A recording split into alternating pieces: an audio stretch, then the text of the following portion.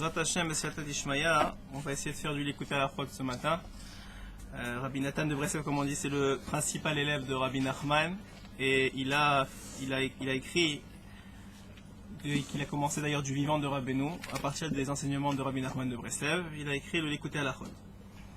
Et il dit sur la paracha de la semaine, Elea Devarim Asher Diber Moshe, que voici les paroles que Moshe il a dit, El Kol Israël, à tous les bénis Israël.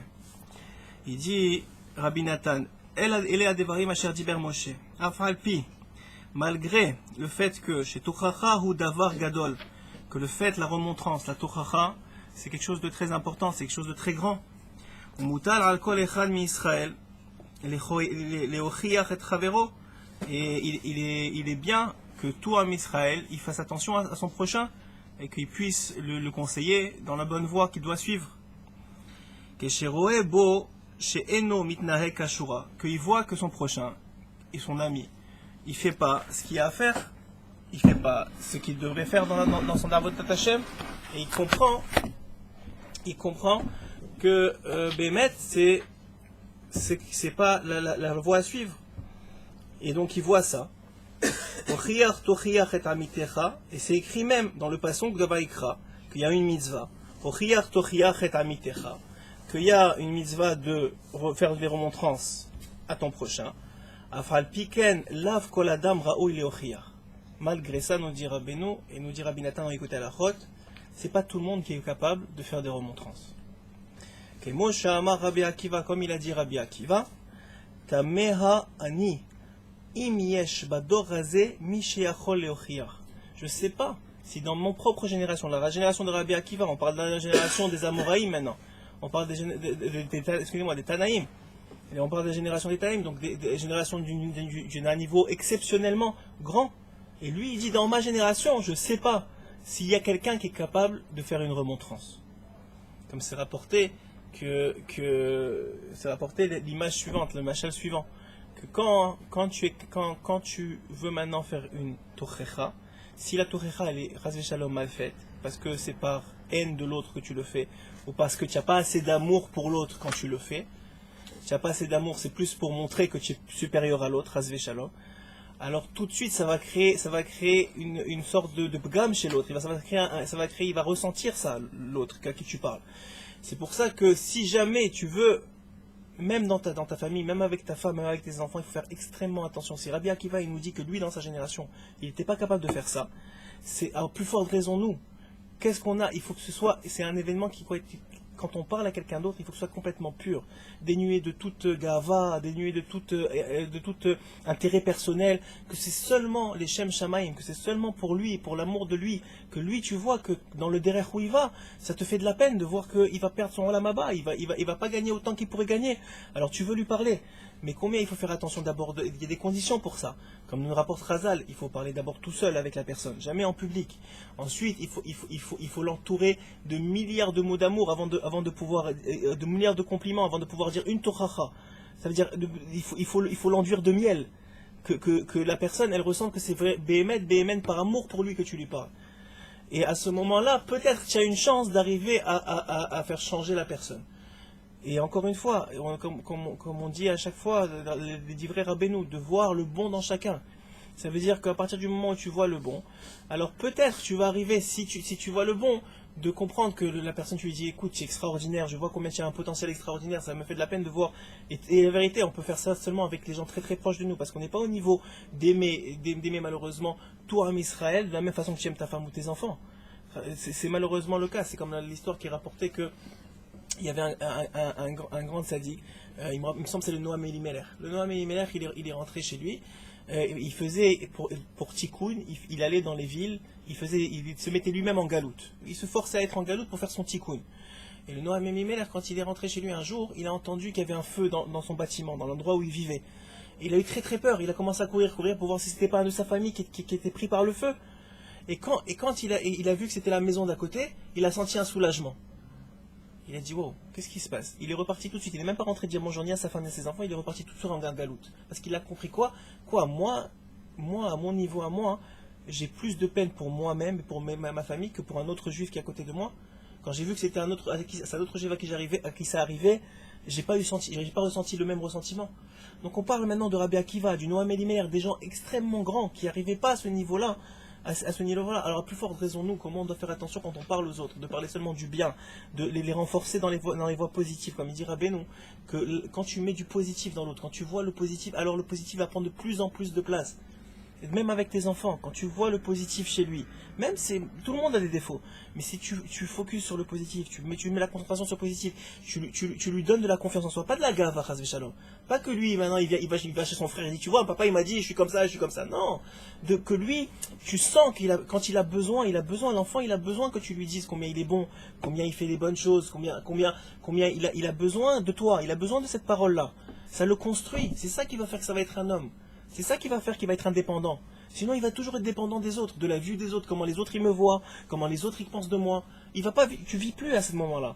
Et pourquoi, où il vient le bgam? Il dit Rabbeinu, il vient de l'enfance. Il vient du fait que tes parents, ils ont pas assez mis en toi de confiance. Alors maintenant, toute ta vie, tu vas chercher l'approbation des autres. Toute ta vie, tu vas aller chercher que les autres, tu vois comment ils vont te voir. Alors même dans ta prière, tu pries pour que les autres ils te voient. Même dans ton chesed, tu fais du chesed pour que les autres ils te voient. Toute ta vie, elle a un bgam. Toute ta vie, elle est affectée par ça. Donc combien c'est important de parler positif, de dire du positif, de voir le positif. Même si malheureusement il y a du bgam, il y a des défauts. Tout le monde a des défauts. Mais quand on dit des défauts, c'est normal que tu aies aussi un rôle d'éducation avec tes enfants.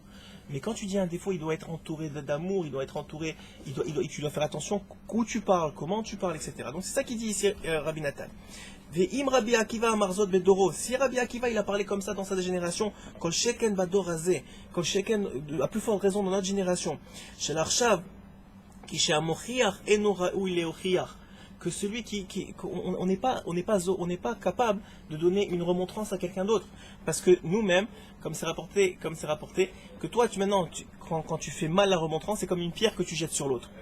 Mais maintenant, toi, si ta maison elle est en verre, quelle pierre tu jettes sur l'autre? Dès que l'autre il va te rendre la pierre, parce que malheureusement il va être touché, donc sa réaction normale, ça va être de te rendre l'appareil, malheureusement. Mais toi aussi tu as plein de défauts. Alors comment tu permets, tu oses? Comme par exemple, il y a souvent dans les synagogues, il y a souvent des gens qui viennent jamais. Et un jour, moi quelqu'un il m'a dit ça un jour, je lui ai dit, je t'ai vu une fois à la synagogue et tu n'es plus revenu. Il m'a dit, je suis venu une fois. Et malheureusement, ça faisait très longtemps que j'étais pas venu. Et donc, j'ai mis les téfilines un peu bizarrement. Il y a quelqu'un qui est venu, il me les a remontés, etc. Ça m'a tellement vexé que je suis plus revenu. Mais quoi, lui, il faisait pour le bien. Il voulait que ce soit bien. Et écoute, tu mets les téfilines, autant mets les bien. Mais on est tellement dans une génération faible dans nos midotes, dans notre susceptibilité, dans notre ego, que c'est ça qu'il dit Rabbi Akiva. Il dit, on n'est pas raoui. On n'est pas capable de faire la torecha comme il faut pour que ça n'affecte pas l'autre négativement. Comme pour ça n'affecte pas l'autre négativement. Il faut savoir que quand tu fais une torecha, ça doit être par amour pour l'autre, ça doit être pour l'aider à s'améliorer, et tu dois connaître la personne. Tu dois savoir est-ce qu'il est capable ou pas de prendre cette torecha là. Azaï lo dit Rabbi Nathan, Azaï lo dai she'eno mo'ail betrochachto, afgam hu mahshiv reach shel haneshamot השומעים תוכחתו, כי על ידי תוכחתו הוא מעורר הריח רע של המעשים רעים ומידות רעות. Par le fait que tu mets en avant son point négatif, maintenant il est en train de sentir la mauvaise odeur qui sort de son défaut. Et finalement, comme il dit Rabbeinu dans l'écouté Moharan, que quand tu vois le positif chez l'autre, alors la bonne odeur de ce trait positif-là, il va embaumer tout l'espace.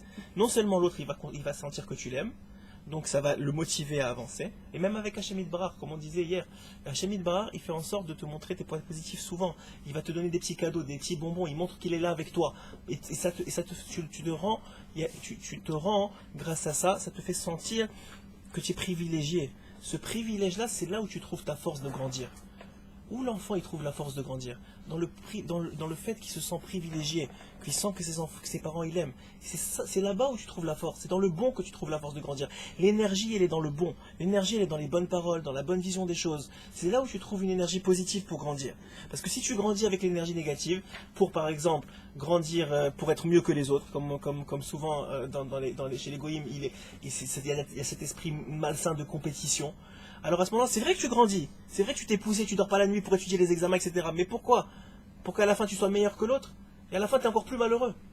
Alors que si tu grandis, non pas pour être meilleur que l'autre, mais parce qu'on t'a dit que tu es bon, que tu mérites, que tu es quelqu'un de bien, alors à ce moment-là, qu'est-ce que ça fait? Ça fait en sorte que ça te fait grandir dans la façon positive. Ça te fait vouloir être le meilleur de toi-même. Et c'est ça qu'on veut de nos enfants. Chas Shalom de vouloir qu'ils soient meilleurs que les autres, surtout dans Am Israël. C'est complètement stupide de dire ça. Tout ce que tu veux de ton enfant, c'est qu'il sorte le meilleur de lui, le meilleur du potentiel. Et il dit Rabbi Nathan qu'on voit de là que la tochacha, que la remontrance, il faut faire très très très attention avec. Que c'est pas tout le monde qui est capable de donner une remontrance. Il faut avoir un rave qui te connaît, qui t'aime, qui t'a aidé beaucoup pour pouvoir te dire une parole. Et c'est vrai que c'est nécessaire, sinon tu peux pas avancer. Si tu es complètement dans le mauvais chemin, il faut qu'il y ait des gens qui t'aiment, qui te remettent dans le bon chemin. Il faut, mais combien il faut faire attention aujourd'hui dans notre génération? D'abord d'une part parce qu'on est faible, et d'autre part parce que malheureusement, on est de moins en moins capable d'aimer l'autre à 100% et de ne pas avoir d'intérêt personnel dans la remontrance. Ne pas avoir de gava en disant moi je sais faire et toi tu sais pas faire. Moi je sais, et toi tu sais pas. Et cet aspect-là, il est très important à comprendre. Exactement. Alors quand c'est mal fait, tout de suite, qu'est-ce que fait la personne? Elle dit mais qui tu es toi? Pourquoi tu me fais une remontrance? Tu t'es pas vu toi-même? Tu t'es pas vu toi-même? Et c'est ça le Inan. Dans l'écouter Moharan, Rabbi Nachman, il dit que quand il y a un manhig, quand il y a quelqu'un qui prend le pouvoir dans une communauté, il y a deux façons. Soit il l'a pris parce qu'il méritait ce pouvoir-là, il l'a fait pour le bien de la communauté, et à ce moment-là, comment on le sait? C'est parce qu'il est le prolongement d'Hachem Yitbarach, il le fait pour la gloire d'Hachem, et à ce moment-là, il n'est jamais remis en question. Mais si jamais cette personne-là l'a fait pour son kavod à lui, elle l'a fait pour ses intérêts à lui, alors tout de suite, les gens ils vont lui donner du kavod, parce que maintenant il est manhig de toute façon, donc on va lui donner, mais derrière son dos, qu'est-ce qu'ils vont dire? Mais c'est qui celui-là? Pourquoi il nous dirige? Quel mérite il a? Même dans n'importe quoi, tu vois quelqu'un qui choisit pour faire Chazan. Si il le fait pour les Shem Shamaim, alors les gens ils vont être contents que c'est lui le Chazan. Mais s'il le fait pas les Shem Shamaim, dans leur tête il va dire mais moi aussi je peux faire à sa place. Pourquoi lui il est Chazan? Ken, il y en a des il y en a qui ont des voix, mais on parle même pas de ça, on parle du Chazon, du fait qu'il y en a un qui est choisi pour être manhig sur les autres. C'est vrai qu'il faut être raoul de ça, mais comment tu es raoul de ça si tu te travailles pour faire ça à l'Eshem Shamaim?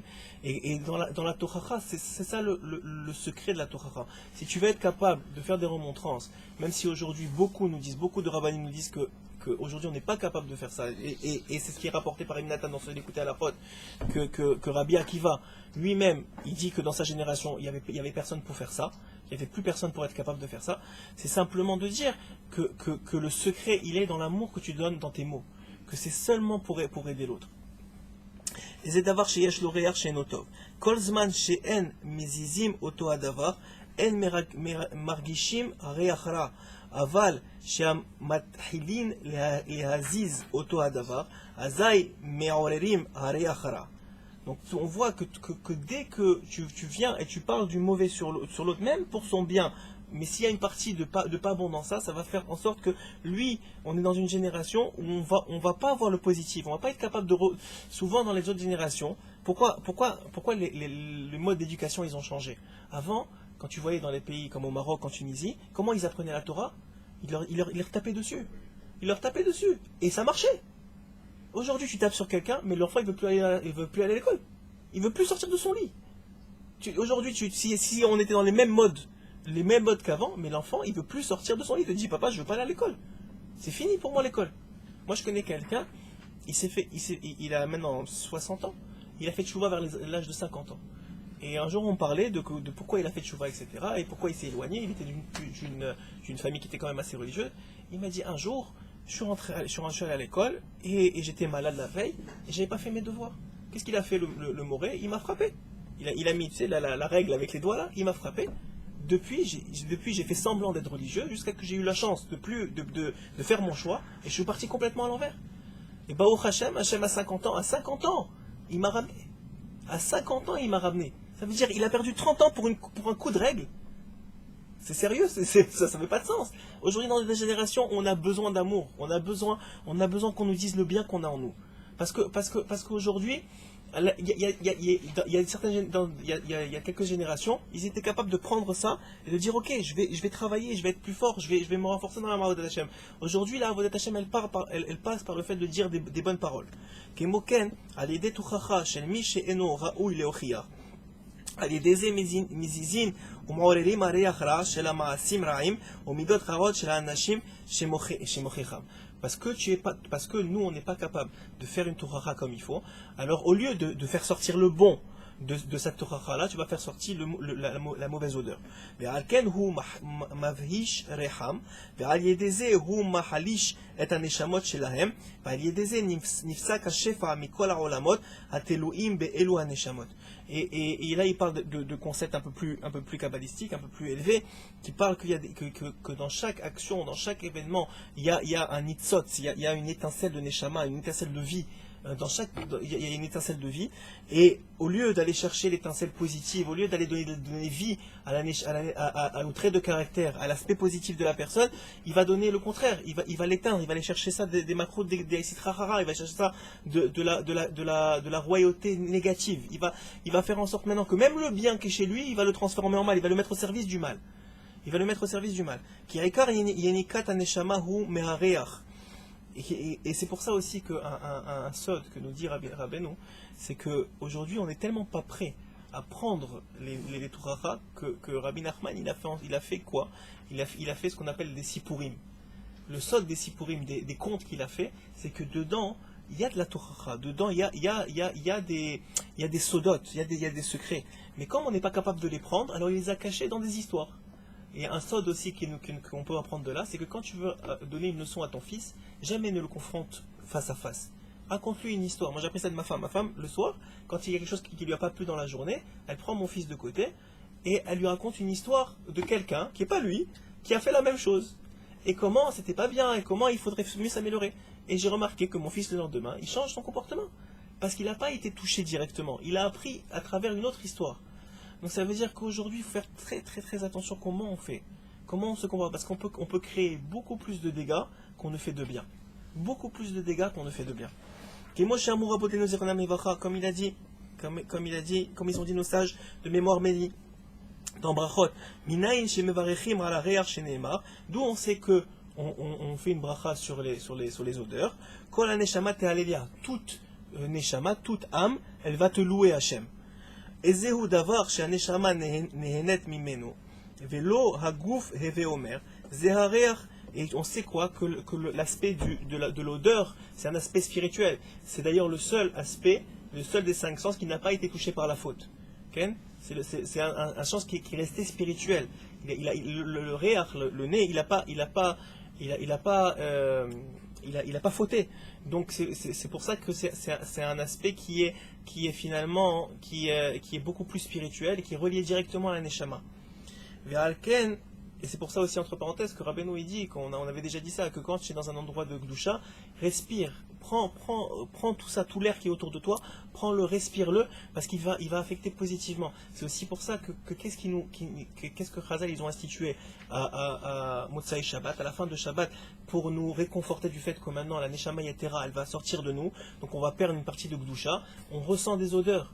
On fait la bracha sur l'odeur, on ressent des odeurs, et ça nous apaise, ça apaise notre neshama.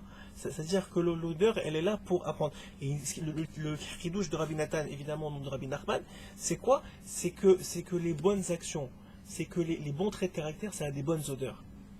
Et malheureusement le contraire, ça a une mauvaise odeur. Même si on ne s'en rend pas compte, ça a un aspect d'odeur, de réach.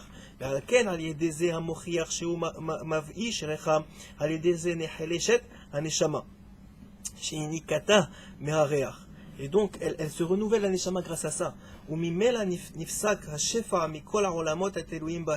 elle reçoit le shefa, la bracha de tous les mondes qui sont en haut. Mais si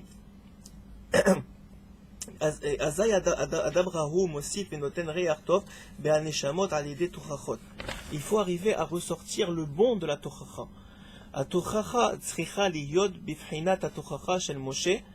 Et ça c'est la bechina de Moshe Rabbeinu. On sait que Moshe Rabbeinu toute sa vie, et c'est d'ailleurs la bechina du tzaddik, c'est l'aspect du tzaddik. Tout le tzaddik, qu'est-ce qu'il fait? Toute sa vie il voit le bien chez l'autre. Comment il a pu nous défendre devant Moshe Rabbeinu à chaque étape de nos erreurs? Et on en a fait beaucoup. dans le désert, avec toutes les fautes qu'on a fait, les Meragelim, le veau d'or, etc. Toujours, Moshe Rabbeinu, mais non, mais pardonne-les, mais regarde, qu'est-ce qu'ils ont fait de bien, regarde, que c'est eux que tu as sorti d'Égypte, regarde, ils voient toujours le bien. Le manhig, le vrai manhig, celui qui est capable de diriger le peuple juif, il est obligé d'avoir cette mida-là, cette mida du bon œil, cette mida de voir le bien chez l'autre. Parce que sinon, et on ne peut pas tenir, on ne peut pas tenir. On ne peut pas tenir et c'est d'ailleurs ce qu'on parlait ce matin avec Igal, et on disait dans l'enseignement 3 du l'écouter moral, que Rabbeinu il rapporte là-bas que quoi que finalement, pourquoi lorsque, après 12 ans d'études de Torah intensifs, n'est-ce pas, après 12 ans d'études de Torah intensifs, Rabbi Shimon ben Yochai il sort de là, il sort de la grotte, et tout ce qu'il est capable de faire, c'est brûler ce qu'il y a autour de lui. Comment c'est possible? Maintenant il a étudié, ça doit mais c'est tellement Mekadesh, c'est tellement grand, qu'est-ce qu'il a fait, qu'il avait finalement pas eu cet aspect de bon œil encore. Il avait atteint des niveaux énormes, mais de rigueur dans le djinn. Et qu'est-ce qui se passe? Et cet œil-là, de Rachamanout sur l'autre, il n'avait pas encore eu. Qu'est-ce qu'il a dit à Hachem? Il a dit à Hachem, j'ai pas créé le monde pour que tu le détruises. J'ai pas créé le monde pour que tu viennes et tu détruis mon peuple. Si moi je lui donne le souffle pour vivre à l'autre, c'est parce que je considère qu'il mérite de vivre. C'est pas toi à venir lui dire que tu mérites pas de vivre, ou tu es comme ça, ou tu es comme ça. Qui tu es toi, exactement? Qui tu es toi pour venir et dire ça à l'autre? Si tu es un rave, et que c'est pour le bien de ta communauté, et que c'est pour les biens de l'autre, et que tu sais que Bémet, tu es manhig, et tu vois le bien, et tu le prends à part, etc., d'accord. Mais si c'est ton ami, si c'est quelqu'un avec qui tu es, alors à ce moment-là, au contraire, il faut le faire avec amour, et donc, qu'est-ce qui s'est passé? Qu'est-ce qu'il a dit Hachem à Rabbi Shimon ben Yochai? Il lui a dit simplement, retourne dans ta grotte, retourne un an, apprends à voir le bien chez l'autre, apprends à voir le bien, et à ce moment-là, tu pourras retourner. Et ta Torah, elle va être au service du bien. Elle va pas être au service de détruire mon monde. Parce que la Torah, c'est Samchaï, mais Sammavet, ça peut être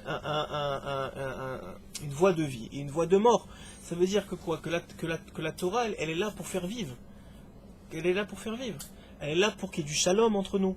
Elle est là pour qu'il y ait du sourire autour de nous. Elle est là pour rendre heureux sa femme, rendre heureux ses enfants, rendre heureux tout ça. Comme il dit Rabbeinu, on disait ce matin, comme il dit Rabbeinu, il dit qu'il y a un grand danger, surtout chez les Baal Tchouva. Il y a un grand danger. C'est quand tu fais Tchouva, tu as l'impression d'avoir perdu tellement d'années que tu veux foncer. Tu veux rentrer et tu veux avancer, et tu veux avancer. Et des fois, c'est au détriment des gens autour de toi. Mais toi, tu n'as pas encore le darat, tu n'as pas encore la chokhma de comprendre que c'est pas ça qu'il veut de toi, Hachem. Toi, tu penses que ce qu'il veut de toi, c'est étudier la Torah. Et c'est tout. Alors, tu étudies la Torah. Et tu vois plus ta femme, tu vois plus tes enfants, tu fais plus rien. Alors, c'est vrai qu'il veut que tu étudies la Torah. Mais le baromètre, il est deux choses. Il dit Rabbi Nathan, au nom de Rabbi Nachman, il est deux choses. Il est un, est-ce que grâce à ton action, tu crées du shalom autour de toi? S'il y a du shalom, c'est le baromètre que tu es sur la bonne voie. S'il n'y a pas de shalom, remets-toi en question, c'est qu'il y a quelque chose qui ne va pas dans ton histoire. Et il faut que tu arranges. Ça ne veut pas dire qu'il faut que tu diminues ta Torah, etc. Mais il faut que tu arranges, il faut que tu vois que le temps que tu passes avec tes enfants, c'est pas du temps de qualité, que le temps que tu passes avec ta femme, c'est pas suffisant, etc., etc. Il faut qu'il y ait du shalom. Et avec ton business, avec n'importe quoi. Quand tu fais quelque chose, tu peux le faire alpidine, tu peux le faire alpitora, mais si ça apporte pas de shalom, c'est que dans ta marshava, dans la façon dont tu appliques la Torah, il y a quelque chose qui est pas à derech Hashem. C'est pas dans la voie que Hashem il veut de toi. Et la deuxième condition, c'est que tu amènes de la joie autour de toi. Si tu vois que grâce au fait que tu grandis en Torah, ta femme elle est encore plus heureuse, tes enfants ils sont encore plus heureux. Si tu vois que des gens autour de toi ils te sourient, encore une fois, que comment on dit, c'est rapporté par Chazal, que si tu veux savoir si un homme il est aimé dans le Shamaïm, regarde autour de lui s'il est aimé. Si on voit que les gens autour de lui l'aiment, c'est qu'en haut on l'aime. Comment on peut dire ça? Peut-être moi je fais très bien toute ma Torah et les gens c'est des chas v'shalom, des imbéciles qui voient pas ce que je fais de bien. Non, il n'y a pas haine d'avoir casé. Il n'y a pas quelque chose comme ça. Si tu fais quelque chose de bien aux yeux des gens et que tu vois que les gens ils t'aiment, que Béhémet, tu amènes de la simra autour de toi, tu amènes du chizouk, les gens tu vois qui grandissent autour de toi, alors à ce moment-là sache qu'en haut on acquiesce à ta grandeur, on acquiesce à ce que tu fais, au fait que tu travailles sur toi. Et malheureusement, si c'est le contraire, alors ça veut dire que dans le Haïnyan, même si tu fais tout très bien, mais dans le Haïnyan que tu fais, tu travailles pour la Sitra Hara, tu travailles pour le mauvais penchant, tu ne travailles pas pour le bon penchant. Tu travailles pour le Yetzirah. Même dans Rabbeinu, il dit ça le Chidouche. Il dit même dans la Torah, même quand tu crois que tu fais le bien, mais en vérité, peut-être que tu ne travailles pas pour le bon côté. Et c'est ça qu'on a vu aussi ce matin dans l'enseignement numéro 3 du l'écouter moral.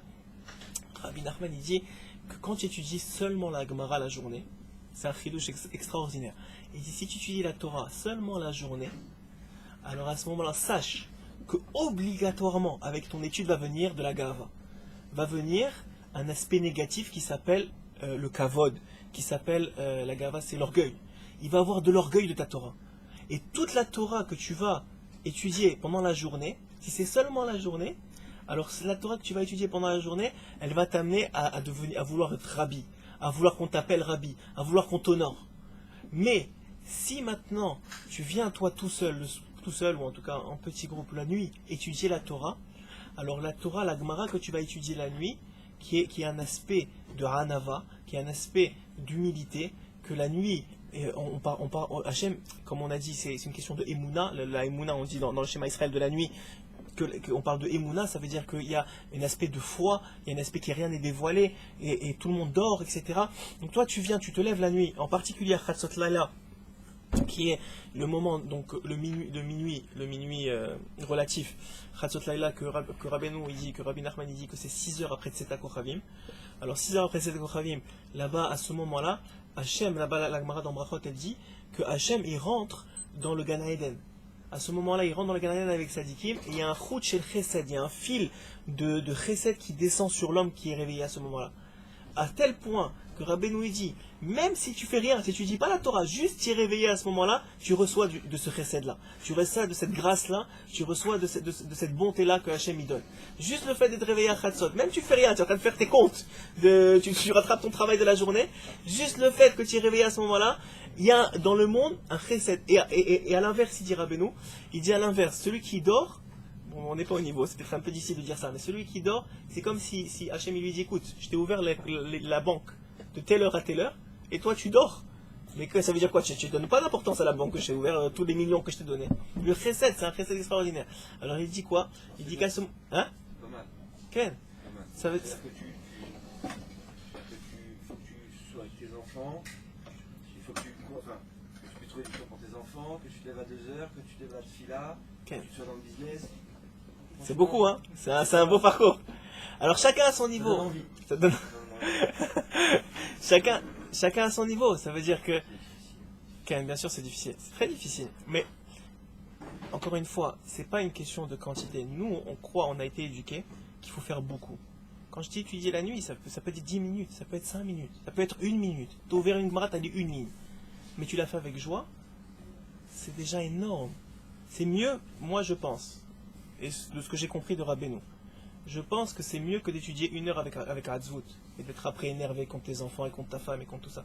Des fois ici, il y a des gens qui restent le matin. Tu n'as pas besoin de rester toute la journée, tu restes 1 heure le matin, ça donne la bracha pour toute la journée. C'est écrit, pour être un peu plus cool, c'est écrit que celui qui fait Shema le matin et Shema le soir, il a accompli la mitzvah d'étudier le matin et le soir. Même pas, tu n'as rien fait d'autre. Tu as fait Shema, déjà alpi halacha. Tu as accompli la mitzvah d'étudier la Torah. Donc on voit tout ce que tu peux faire de plus, c'est bien. Mais surtout, ça ne doit pas être au détriment des autres. C'est ça le Haïnan que veut rapporter ici. Que veut rapporter ici Rabbi Nathan. C'est simplement que quand tu fais quelque chose, fais-le avec qualité, avec joie. Fais-le avec joie, avec simcha, et que surtout ça apporte de la simcha autour de toi. Et si tu arrives à faire ça, pas beaucoup, on ne te demande pas beaucoup, surtout dans notre génération, pas beaucoup, mais bien, mais bon. Ta femme elle a le sourire, tes enfants ils ont le sourire, ton business il a de la bracha. Ne t'inquiète pas, Hachem il va te donner la bracha avec ça. Ça c'est le haïnyan qu'il rapporte ici Rabbi Nathan, c'est de faire les choses avec simcha, avec joie, pour donner de la bracha, pas beaucoup, mais avec qualité. Voilà.